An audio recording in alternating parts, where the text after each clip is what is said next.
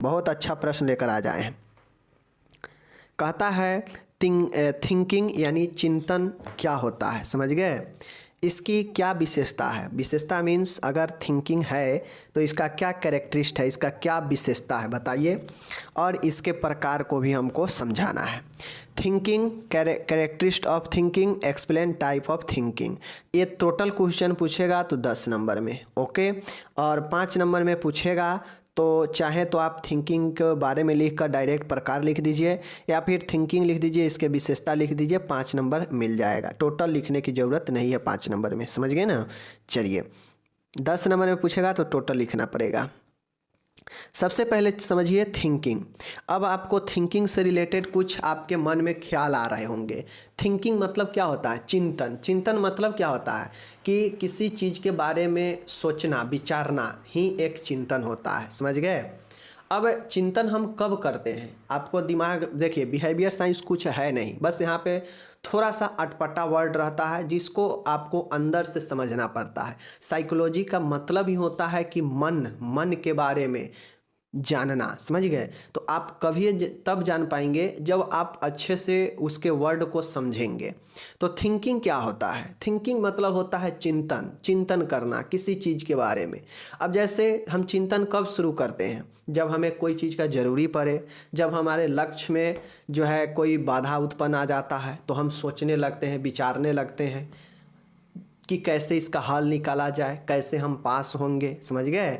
तो जब किसी चीज़ के बारे में हमारे ऊपर प्रेशर पड़ता है, दबाव पड़ता है, बोझ आता है, तो हमें थिंकिंग शुरू कर देते हैं, और जैसे ही वह समस्या समाप्त हो जाता है, हमारा थिंकिंग भी समाप्त हो जाता है। तो इसका मतलब क्या होता है कि सोचना, चिंतन हमारे लक्ष्य के साथ में जो है शुरू होता है, और लक्ष्य के प्राप्ति के उपरांत चिंतन भी जो है समाप्त हो जाता है। ऐसा थोड़ी ना है कि हमेशा हम किसी न किसी चीज़ को लेकर सोचते ही रहते हैं। अगर हमेशा किसी न किसी चीज़ को लेकर आप चिंतन करेंगे तब तो आपका जो है क्या हो जाएगा, बीमार पड़ जाइएगा, मानसिक बीमारी हो जाएगा।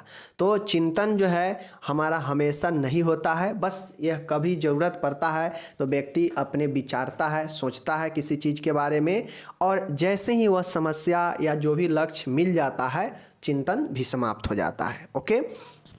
चलिए चिंतन को हम लोग समझते हैं। चिंतन समस्या समाधान की ही एक ऐसी प्रक्रिया है। चिंतन क्या है? चिंतन एक समस्या, एक प्रॉब्लम सोल्व करने की एक प्रोसेस है। जैसे हमारे सामने कोई लक्ष्य है, एग्जाम को हमको जो है फेस करना है, एग्ज़ाम फेस करना है, आने वाला समय में एग्ज़ाम होगा। अब हम जैसे जैसे एग्ज़ाम हमारे नज़दीक आएगा वैसे वैसे हम ज़्यादा चिंतन, थिंकिंग करने लगेंगे एग्ज़ाम के बारे में। ऐसा क्यों होता है? क्योंकि हमको एग्ज़ाम को क्लियर करना है, एग्ज़ाम में हम अटक नहीं जाए, अच्छे नंबर लाएं ताकि आगे काम दे। इन्हीं सब चीज़ों के लिए जो है क्या होता है, सोचने लगते हैं। और जैसे जैसे एग्ज़ाम नज़दीक आते जाएगा उतना ही ज़्यादा जो है हम थिंकिंग करते जाएंगे एग्ज़ाम के बारे में। लेकिन जैसे ही एग्ज़ाम ख़त्म हो जाता है, हमारा माइंड से प्रेशर हट जाता है, चाहे वो एग्ज़ाम गड़बड़ जाए चाहे सही जाए, एग्ज़ाम ख़त्म, आप जो है थिंकिंग करना एग्ज़ाम के बारे में सोच देते हैं, समाप्त कर देते हैं। अब जब रिजल्ट आने वाला होता है तो रिजल्ट के बारे में जो है हमारे अंदर चिंतन उत्पन्न होता है कि कैसा आएगा, नहीं आएगा। और जैसे ही रिजल्ट आ जाएगा आप संतुष्ट हो जाइएगा कि हाँ रिजल्ट हमारा ऐसा ऐसा आ गया, और उसी के साथ आपका चिंतन भी, थिंकिंग भी रिजल्ट के बारे में समाप्त हो जाएगा। तो कहने के मतलब ये है कि चिंतन एक समस्या समाधान का ही एक प्रक्रिया है। आप कोई भी समस्या आपके सामने आता है, उस समस्या को समाधान आप करते हैं तो उसके लिए चिंतन एक बहुत बड़ा प्रोसेस में आता है, बहुत बड़ा भूमिका निभाता है किसी भी समस्या के समाधान में। तो वही कहता है थिंकिंग, चिंतन समस्या समाधान का ही एक ऐसी प्रक्रिया है जिसमें व्यक्ति समस्या समाधान हेतु बाहरी तत्वों के स्थान पर आंतरिक ज्ञान, मानसिक शक्ति, भाषा संकेत, प्रतिरक्षण आदि के माध्यम से करता है।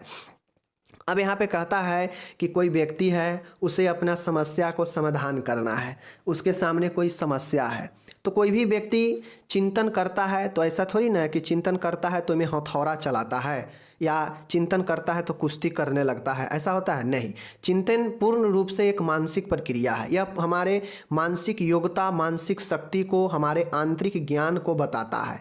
अगर हम अच्छे ज्ञान वाले हैं तो चिंतन हमारा बेटर होगा और समस्या समाधान हो जाएगा। अगर हमारा ज्ञान उससे रिलेटेड, समस्या से रिलेटेड ज्ञान नहीं होगा, हमारा मानसिक शक्ति कमज़ोर होगा, हमें भाषा का नॉलेज कम होगा, हमें संकेत चिन्ह का प्रतिरक्षण मतलब जो सामने है उस चीज़ के बारे में ज्ञान कम होगा, तो जो है समस्या समाधान कठिन होगा। और जैसे ही ये सब चीज़ मजबूत होता है तो व्यक्ति इन सब चीज़ों को उपयोग करके, जैसे मानसिक शक्ति का उपयोग करके, अपने अंदर के ज्ञान का उपयोग करके, भाषा का उपयोग करके, संकेत चिन्ह का उपयोग करके, प्रत्यक्षीकरण, समझ गए ना, परसेप्शन, इसको जो है उपयोग करके व्यक्ति अपने जो है समस्या समाधान के लिए काम करता है। किसके स्थान पर? कोई बाहरी वस्तु के स्थान पर, मतलब बिना किसी बाहरी वस्तुओं के सहायता से व्यक्ति अपने अंदर के मानसिक शक्ति, भाषा, संकेत, प्रतिरक्षण, आंतरिक ज्ञान, इस सब के माध्यम से जो है, चिंतन के माध्यम से जो है समस्या को समाधान करता है। समझ गए? तो यही समस्या हमारा समाधान हो गया। चीज़ों को समझ गए? चलिए अब हम लोग चलेंगे कहाँ पे? एक, अगर ये समझ गए तो ठीक है, थोड़ा सा और समझा देते हैं। चिंतन विचार करने की एक मानसिक प्रक्रिया है। वही चीज़ें है ना। चिंतन क्या है? हम अपने मन में एक विचार करते हैं, एक थॉट उत्पन्न करते हैं, उस जो भी समस्या है उसके रिलेटेड जो है हम चीज़ों को सोचते हैं कि कैसे समस्या को दूर किया जाए, उससे रिलेटेड विचार को मन में सोचते हैं और हम अपने मानसिक योग्यता के जरिए, शक्ति के जरिए या फिर कोई भी प्रतिरक्षीकरण, आंतरिक ज्ञान के जरिए हम अपने समस्या समाधान को सोच के जरिए, विचार के जरिए हल करने का प्रयास करते हैं। तो ही कहता है चिंतन विचार करने की एक मानसिक प्रक्रिया है। हम अपने मन में जो है विचार करते हैं और यही प्रक्रिया होता है, ओके, जो किसी समस्या के साथ आरंभ होती है। अब जब भी हम विचार करते हैं तो मैंने पहले ही बताया कि विचार, थिंकिंग किसी भी चीज़ के बारे में कब शुरू होता है? जब आपके सामने कोई समस्या आता है, आपके लक्ष्य में कोई जो है समस्या आता है, समझ गए? तो ये चीज़ें होता है, आरंभ होती है और उसके अंत तक चलती रहती है, और उसके अंत तक चलती रहती है। यानी जब तक वह समस्या का द एंड न हो जाए तब तक हमारे मन में विचार चलते रहता है, सोच चलते रहता है, चिंतन होते रहता है। समझ गए ना? और यही जो चलने की प्रक्रिया, यही प्रक्रिया होती है। अर्थात समस्या समाधान होते ही समाप्त हो जाता है। अर्थात जो हमारा चिंतन, जो हमारा सोच होता है, विचार होता है, जो मन में चल रहा होता है, जैसे ही जिस भी चीज़ के लिए, जिस भी समस्या के लिए हम चिंतन करते हैं, वह समस्या का समाधान होते ही, वह लक्ष्य को पाते ही, समझ गए, हमारा जो है समस्या समाधान भी समाप्त हो जाता है। तो इसीलिए समस्या समाधान का ही एक जो है प्रक्रिया चिंतन को माना गया है, क्योंकि चिंतन के जरिए हम समस्या को समाधान करते हैं, प्रॉब्लम को सोल्व करते हैं। समझ गए चीज़ों को? तो यही हमारा चिंतन होता है। उम्मीद है समझ गए होंगे। अब आगे चलिए, यहाँ पे इंग्लिश दे रखे हैं, टोटल अच्छे से समझ लीजिए। अब आपसे चिंतन की विशेषता पूछेगा कि भाई चिंतन जो हम मस्तिष्क में, अपने मन में करते हैं किसी भी समस्या या लक्ष्य के लिए, तो आखिर इस चिंतन करने के पीछे की विशेषता क्या है, क्या इसका कैरेक्टरिस्ट है, बताइए। तो चलिए देखते हैं। चिंतन की निम्नलिखित विशेषता है, अलग अलग विशेषता होगा। पहला है विशेषता, देख लीजिए, कुछ पॉइंट बताएंगे, ध्यान में रखना है। अब ऐसा नहीं है कि मैं 1 2 3 सीरियल लिखा हूँ तो यही पॉइंट सब आपको भी सीरियल लिखना है, नहीं। 1 नंबर को 10 में भी लिख दीजिए, कोई दिक्कत नहीं है। 2 नंबर को 4 में लिख दीजिए, कोई दिक्कत नहीं। 6 नंबर को 1 पर लिख दीजिए, कोई दिक्कत नहीं, लेकिन याद होनी चाहिए, ओके। चलिए, चिंतन एक मानसिक प्रक्रिया है जो सोच तथा विचार से संबंधित है। बड़ी आसान है। पहला क्या कह रहा है, जो हम ऊपर पढ़े हैं कि चिंतन एक मानसिक प्रक्रिया है, ऊपर पढ़े हैं ना, वही चीज़ें हैं जो क्या करता है, हमारे थॉट, सोच को और थिंकिंग को विचार से संबंधित, जो हमारे सोच और विचार से संबंधित है, जो हम अपने मन में करते हैं, वही जो है उसी से संबंधित है। पहला पॉइंट। दूसरा है, चिंतन एक सक्रिय मानसिक प्रक्रिया है। अब चिंतन एक ऐसा नहीं होता है कि किसी भी चीज़ के बारे में जो है अभी सोच लिए और जो है फिर 2 साल के बाद उस चीज़ के बारे में जो है हम सोचेंगे, समझ गए? नहीं, चिंतन एक एक्टिव प्रोसेस होता है, समझ गए? एक्टिव प्रोसेस होता है और प्रोसेस कंप्लीट होने यानी समस्या समाधान होने तक चलते रहता है, समझ गए ना? तो जब तक हमारे मन से कोई भी चीज़ के बारे में निगलेक्ट नहीं हो जाता है तब तक चिंतन चलते ही रहता है, तो इसीलिए इसे एक्टिव कहा गया है। ओके ना? चिंतन वह मानसिक प्रक्रिया है जो समस्या समाधान की ओर उन्मुख होती है। चिंतन, थिंकिंग एक ऐसी प्रक्रिया है, एक ऐसी मानसिक प्रक्रिया है। मानसिक प्रक्रिया का मतलब क्या है? मन में चलने वाला जो है प्रक्रिया, मानसिक प्रक्रिया, समझ गए? चिंतन वह मानसिक प्रक्रिया है जो समस्या समाधान की ओर क्या होता है? उन्मुख होता है, समझ गए? मतलब यह समस्या समाधान की ओर ही इसका टारगेट होता है चिंतन का। ओके, चौथा है चिंतन की शुरुआती जो है यहाँ पे सामने है, चिंतन की शुरुआत समस्या से होती है। मैंने ऊपर ही बताया कि चिंतन, थिंकिंग किसी भी चीज़ का हो, आपके लक्ष्य से रिलेटेड हो या कोई समस्या से रिलेटेड हो, वह समस्या से ही शुरू होता है, समझ गए? और समस्या समाधान जैसे ही हो जाएगा चिंतन की प्रक्रिया भी समाप्त हो जाती है। जैसे हमको जो है मैंने आपको एग्जाम्पल के तौर पर पहले बता दिया कि जैसे एग्ज़ाम होनी है। ओके, अब जैसे जैसे नज़दीक आएगा, अभी मान गए एग्ज़ाम का कोई अता पता नहीं है तो एग्ज़ाम के बारे में उतना सीरियस नहीं ले रहे हैं, लेकिन जैसे धीरे धीरे समय बीतेगा, आपके फॉर्म डला जाएंगे, एग्ज़ाम नज़दीक आ जाएगा तो उतना ज़्यादा जो है आप एग्ज़ाम के बारे में सोचेंगे कि कैसे होगा, क्या होगा, कितना नंबर आएगा, नहीं आएगा, कुछ नहीं पढ़े हैं। लेकिन जैसे ही आप एग्ज़ाम दे देंगे, सर से एग्ज़ाम ख़त्म हो जाएगा, चाहे एग्ज़ाम आपका बुरा हो या भला हो, आप उसके बारे में सोचना बंद कर देते हैं। होता है ऐसा, बिल्कुल होता है। तो वही कहता है चिंतन एक हमारा शुरुआती समस्या से ही होता है और जैसे ही समस्या का समाधान होता है वैसे ही चिंतन यानी थिंकिंग की प्रक्रिया समाप्त हो जाती है। तो यह भी एक विशेषता है। पांचवा है चिंतन एक संज्ञात्मक क्रिया है। चिंतन क्या है? चिंतन एक संज्ञात्मक क्रिया है, यह भी विशेषता याद रखिएगा।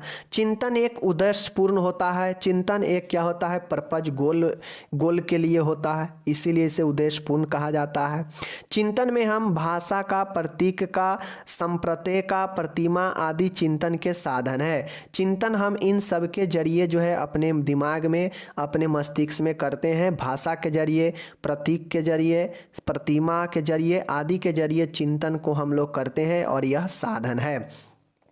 चिंतन में गत अनुभव शामिल होता है। चिंतन हम जब करते हैं, किसी चीज़ के बारे में सोचते विचारते हैं, तो हम अपने पीछे के अनुभवों को लेते हैं कि हमने पीछे कैसा काम किया है कि हमें सामने समस्या आ गया है। तो चिंतन गत अनुभव यानी पीछे बीते हुए अनुभवों को सम्मिलित होते हैं। तो यह भी एक इसका विशेषता होता है। 9वां पॉइंट है आपके सामने है, चिंतन में वर्तमान, भूत तथा भविष्य तीनों शामिल होते हैं। चिंतन जो होता है, अब ऐसा नहीं है कि चिंतन पहले जो काम हम किए हैं और वह काम में अगर ज़रूरी अभी आ जाएगा तो उसको जो है हम लोग नहीं सोचते हैं। चिंतन में वर्तमान के भी बातें होती है, भूत के भी बातें होती है और जो है भविष्य के भी बातें होती है। चिंतन जब हम करते हैं तो अभी के बारे में तो सोचते ही हैं, साथ में हम लोग भविष्य के बारे में भी सोचने लगते हैं कि आगे इसका क्या रिजल्ट मिलेगा। साथ में बीते हुए भूत को भी जो है हम लोग शामिल कर लेते हैं जब कुछ चीज़ें के बारे में चिंतन करते हैं। तो ये चिंतन तीनों चीज़ों को शामिल करता है। आगे चलिए, 10वां है चिंतन में संश्लेषण तथा विश्लेषण क्रियाओं द्वारा समस्या का समाधान किया जाता है।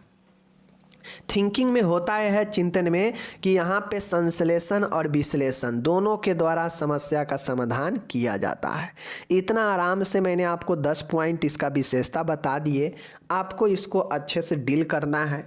अगर जहाँ भी लगे कि वीडियो में हम अच्छे से नहीं समझ पाए हैं, वीडियो को पुनः पीछे कीजिए, क्योंकि ऐसा नहीं है कि लाइव चल रहा है उसके बाद ख़त्म हो जाएगा। वीडियो हमेशा उपलब्ध रहेगा। आप वीडियो को जय बार मन हो इतना बार देखिए, जहाँ से मन हो बैक करके वहाँ से देखिए, तो आप इसको आराम से देख सकते हैं। ओके, चलिए अब यहाँ पे विशेषता मैंने कैरेक्टरिस्टिक बता दिया चिंतन थिंकिंग का। अब हम लोग चलते हैं आगे क्या कहता है उसके ऊपर। यहाँ पे टोटल इंग्लिश दिए गए हैं आपके सामने है, इंग्लिश भी दिया है, हिंदी भी दिया है। तो जो लोग हैं हिंदी इंग्लिश वाले अपना देख लीजिए और कर लीजिए क्लियर। ओके। अब हम लोग से पूछा गया है भाई चिंतन के प्रकार भी बताना होगा, ऐसे हम नहीं छोड़ने वाले हैं, चिंतन के प्रकार भी बताना है। चलिए चिंतन के प्रकार को भी देख लेते हैं। चिंतन में आपको मुख्य रूप से 3 इधर और 3 इधर 6 प्रकार याद रखना है। पहला है प्रत्यक्षात्मक चिंतन, समझ गए, फ्रंट प्रत्यक्षात्मक चिंतन। दूसरा मूर्त चिंतन, इधर है अमूर्त चिंतन, समझ गए। इधर है प्रत्यक्षात्मक चिंतन तो इधर है प्रत्यात्मक चिंतन, ओके। तीसरा है मूर्त चिंतन तो इधर है अमूर्त चिंतन, ओके। इधर है स्थूल चिंतन तो इधर है सूक्ष्म चिंतन। और यह 6 चिंतन जरूर याद रखिएगा, एक दूसरे से रिलेटेड है तो आपको टेंशन लेने की ज़रूरत नहीं है। कम से कम ये 6 चिंतन के प्रकार जरूर याद रख लीजिए। अब ये 6 चिंतन के क्या क्या जो है मीनिंग होते हैं, चलिए मैं आपको बता देता हूँ। पहला हम लोग देखे हैं परसेप्शनल थिंकिंग, प्रत्यक्षात्मक चिंतन। परसेप्शन समझ गए, प्रत्यक्षात्मक मतलब प्रत्यक्ष में जो चीज़ें हो, मतलब सामने हो, समझ गए। तो यह निम्न स्तर का चिंतन है। प्रत्यक्षात्मक जो चिंतन होता है यह निम्न स्तर का चिंतन होता है। यह चिंतन विषय वस्तु के प्रत्यक्ष संपर्क में आने पर ही होता है। इस चिंतन में भाषा व संकेत का प्रयोग नहीं करके इसके स्थान पर प्रत्यक्षीकरण परसेप्शन को महत्व दिया जाता है। यह चिंतन छोटे बालकों, मंदबुद्धि बालकों के लिए उपयोगी होता है। अब इस चीज को समझिएगा, परसेप्शन चिंतन, परसेप्शन का मतलब है प्रत्यक्षात्मक चिंतन, मतलब वैसा चिंतन जो किसी चीज विषय वस्तु के सामने ही होता हो, समझ गए, उसके पीछे नहीं होता हो, एकदम फ्रंट में सामने से होता हो। जैसे हमारे हाथ में मोबाइल है, हमारे हाथ में मोबाइल है, समझ गए। अब मोबाइल के बारे में कुछ हम सोचते हैं, विचारते हैं, तो मोबाइल चूँकि हमारे सामने है, या कोई भी वस्तु आपके जो सामने हो उसके बारे में आप चिंतन करते हैं, आप उसके संपर्क में आने के बाद जो है आप उसका चिंतन करते हैं सामने से, तो वही जो है हमारा परसेप्शनल थिंकिंग होता है। इसमें ना कोई भाषा का उपयोग होता है, ना कोई चिन्ह यानी संकेत का प्रयोग होता है। इसमें डायरेक्ट आपको किसी भी चीज़ के बारे में चिंतन करना है तो आपको उसके सामने उस जगह पर जाना पड़ेगा जहाँ पे वो विषय वस्तु है, ओके। जैसे इस प्रकार के चिंतन ज़्यादातर छोटे बालकों और मंद बुद्धि के बालकों के लिए उपयोगी होता है। क्यों? क्योंकि बालक को आप किसी भी, जैसे मानिए बालक को अगर बिना दिखाए कोई चीज़ के बारे में आप उसको दिमाग में डलवाने का प्रयास करेंगे तो बालक जल्दी नहीं सीखता। लेकिन बालक के सामने आप करके दिखाइए कि यह बॉल है, यह बैट है, यह जो है फलाना है, यह चिलाना है, तो बच्चा माइंड में टेकअप करता है, सोचता है कि ओ इस प्रकार के बॉल होता है, तो वह देख के जल्दी कैच कर लेता है। लेकिन वहीं पर अगर आप मान गए, सीधा आप जो है प्रैक्टिकल नहीं करके दिखाइएगा, कहिएगा कि बॉल ऐसा होता है, गोला होता है, बैट ऐसा होता है, तो बच्चा उतना दिमाग में नहीं ले पाएगा, समझ गए, क्योंकि उसके सामने है ही नहीं। तो प्रत्यक्षीकरण बोध थिंकिंग का मतलब है कि जो चीज़ें सामने हो, प्रत्यक्षीकरण थिंकिंग में जो विषय वस्तु हो वह सामने होनी चाहिए। इसमें कोई जो है संकेत भाषा का उपयोग नहीं होगा, डायरेक्ट तस्वीर का उपयोग होगा, जो सामने होगा उसी के बारे में होगा, ओके। इसीलिए इसका उपयोग ज़्यादातर छोटे बालकों और मंदबुद्धि के बालकों के लिए किया जाता है, ओके। चलिए दूसरा है प्रत्यात्मक, या इसी को अमूर्त चिंतन कहिए, समझ गए ना। चलिए अब्स्ट्रैक्ट या सिंबॉलिक थिंकिंग होता है, ओके। अमूर्त मतलब होता है, यहाँ पे देख लीजिए, अब्स्ट्रैक्ट यानी प्रत्यात्मक, प्रत्यय मतलब क्या होता है, चिन्ह वाला, समझ गए ना। या अमूर्त चिंतन, या इसी को सिंबॉलिक कहा जाता है, जिसमें चिन्ह का उपयोग किया जाता है। अब इसे चिंतन का सर्वश्रेष्ठ रूप माना जाता है। इस चिंतन में भाषा संकेत का अधिक महत्व दिया जाता है। यह चिंतन बुद्धिजीवियों, दार्शनिक, डॉक्टर, इंजीनियर, वकीलों में होता है। अब जिस प्रकार से जो हमारा प्रत्यक्षात्मक चिंतन था उसमें भाषा का उपयोग नहीं होता था, संकेत का उपयोग नहीं होता है, लेकिन यह जो हमारा प्रत्यात्मक है, या इसी को कहिए अमूर्त चिंतन है, तो इसमें भाषा का उपयोग जो है होता है, संकेत का उपयोग होता है। यह जो है सर्वश्रेष्ठ माना जाता है, जबकि प्रत्यक्षात्मक जो था वह निम्न स्तर के था, समझ रहे हैं ना। तो ये चीज़ें हैं। अब ये जो प्रत्यात्मक है, ये जिसको हम लोग सिंबॉलिक या अब्स्ट्रैक्ट थिंकिंग कह रहे हैं, तो इसमें भाषा का संकेत के माध्यम से जो है अच्छे से जो है यह किया जाता है थिंकिंग, और इसीलिए इसे सर्वश्रेष्ठ माना जाता है। ओके, तभी आप लोग देखते होइएगा कि जो डॉक्टर होते हैं, इंजीनियर होते हैं, वह नक्शा बनाते हैं तो उसमें ज़्यादातर चिन्ह का ही उपयोग करते हैं। कभी वो तस्वीर ला के देखते हैं कि हाँ कैसा यह टूटने के बाद, अगर मान के डॉक्टर एक्सरे देख के बता देते हैं कि हाँ आपको फलाना चीज़ है, तो क्या हो गया, वह जो है चिन्ह के माध्यम से या भाषा के माध्यम से ही समझ जाते हैं। डॉक्टर जो है लिखे हुए चीज़ों को आप नहीं समझिएगा डॉक्टर को, एक नॉर्मल आदमी, लेकिन डॉक्टर आराम से डॉक्टर के भाषा को समझ जाता है। वैज्ञानिक और जो दार्शनिक होते हैं वह सिंबल के ही चिन्ह से ही पता कर लेते हैं कि वो एक फलाना सभ्यता का चिन्ह है, तो ये फलाना सभ्यता का चिन्ह है। समझ गए ना।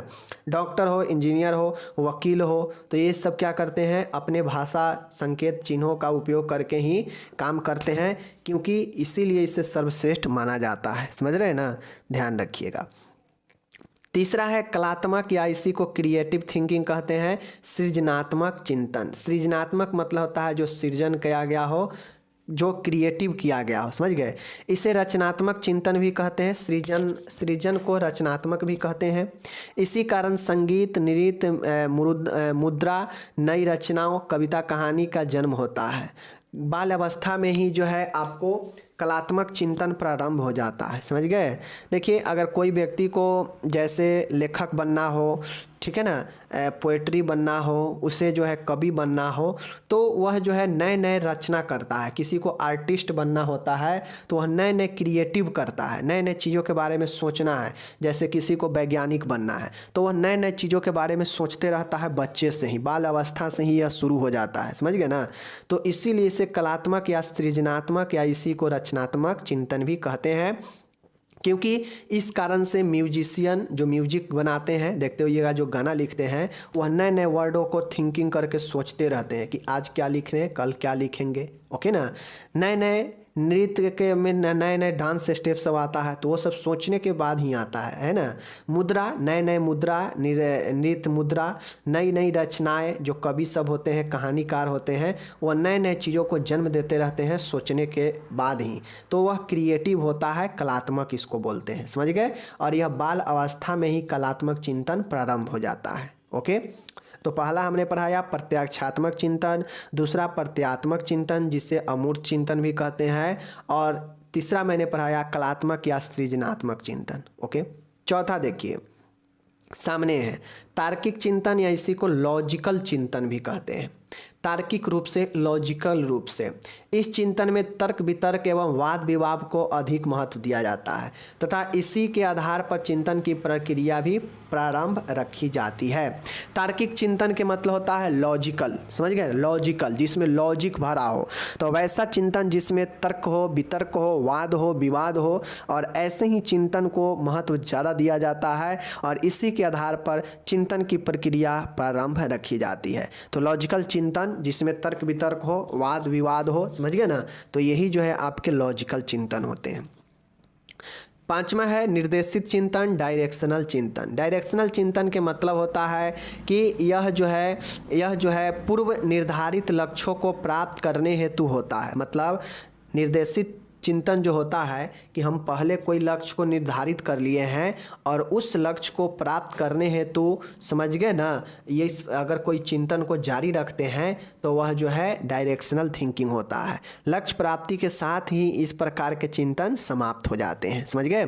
तो निर्देशित चिंतन होता है कि पहले से हम कोई लक्ष्य, कोई अपना सपना संजोए रखे हैं कि इस चीज़ को पूरा करना है, और जैसे ही वह लक्ष्य, वह सपना हमारा पूरा हो जाता है तो उस प्रकार के जो अब किसी भी लक्ष्य को पूरा करने में हम लोग थिंकिंग को एक बहुत बड़ा रोल मानते हैं, सोचते रहते हैं कि वो हमारा सपना, वो लक्ष्य कैसे जो है पाएंगे, और जैसे ही जो है सोचते सोचते जब लक्ष्य को पा लेते हैं तो उसके साथ ही वह सोच भी समाप्त, वह थिंकिंग, वह चिंतन भी समाप्त हो जाता है। जो पहले से उस चीज़ के बारे में चिंतन कर रहे थे तो उस चीज़ों को प्राप्त हो जाने के बाद चिंतन भी हमारा समाप्त हो जाता है। तो निर्देशित चिंतन यही होता है कि जो पहले से काम जो निर्देशित है, जो चल रहा है, उसको प्राप्त होने के साथ ही यह चिंतन समाप्त हो जाता है। ओके, आखिरी चिंतन का यहाँ पे एक प्रकार है अनिर्देशित चिंतन, नॉन डायरेक्शनल। एक था डायरेक्शनल और यहाँ पे है नॉन डायरेक्शनल। ओके, इस चिंतन में कोई पूर्व निर्धारित उद्देश्य नीतियाँ नहीं होती है। अब अनिर्देशित चिंतन का मतलब होता है कि पहले से ना कोई चीज़ निर्धारित है, ना कोई लक्ष्य है, लेकिन चिंतन जो है और यह चिंतन कोई पहले के चीज़ों के लेकर नहीं है, वर्तमान के चीज़ों को लेकर भी हो सकता है। तो इस प्रकार के चिंतन में जो है न कोई पूर्व से निर्धारित उद्देश्य होता है, न कोई नीति होता है, और इस प्रकार के चिंतन कभी भी शुरू हो जाता है किसी भी चीज़ के लिए, तो यह नॉन डायरेक्शनल होता है। ओके, तो इस प्रकार से मैंने यहाँ पे 6 आपको चिंतन के प्रकार बता दिया। कौन कौन, एक बार रिपीट कर देते हैं, समझ गए? चलिए एक बार रिपीट कर देते हैं। चिंतन के प्रकार में है, आपके सामने में है चिंतन के प्रकार। प्रत्यक्षात्मक चिंतन, एक है प्रत्यात्मक चिंतन जिसे अमूर्त चिंतन के भी संज्ञा दिया गया है। एक है मूर्त चिंतन, अमूर्त चिंतन, स्थूल चिंतन, सूक्ष्म चिंतन। ओके, चलिए अब देख लीजिए। प्रत्यक्षात्मक चिंतन है जिसे परसेप्शनल कहते हैं। एक है प्रत्यात्मक या इसी को अमूर्त चिंतन भी कहते हैं। तीसरा है कलात्मक या सृजनात्मक चिंतन। चौथा है तार्किक चिंतन, लॉजिकल चिंतन। ओके, उसके बाद है पांचवा है निर्देशित चिंतन, डायरेक्शनल थिंकिंग। छठा है अनिर्देशित चिंतन मतलब नॉन डायरेक्शनल थिंकिंग। और इस प्रकार से हमारा थिंकिंग का जो टॉपिक है वह यहाँ पे होता है द एंड। ओके, आप अपना ख्याल रखिएगा, मिलेंगे आगे वीडियो में। धन्यवाद।